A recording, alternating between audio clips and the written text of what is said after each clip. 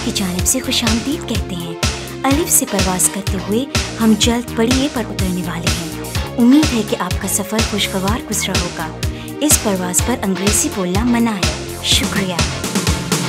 मौसम हो चाहे कैसा, ये उड़ता ही जाए। सुबह हो या रात हो, इसको नींद न आए। उड़े ये ऊंचा, बहुत ही ऊंचा मेरा हवाई जहाज। ये है हवाई जहाज। उड़े ये ऊंचा, बहुत ही ऊंचा मेरा हवाई जहाज।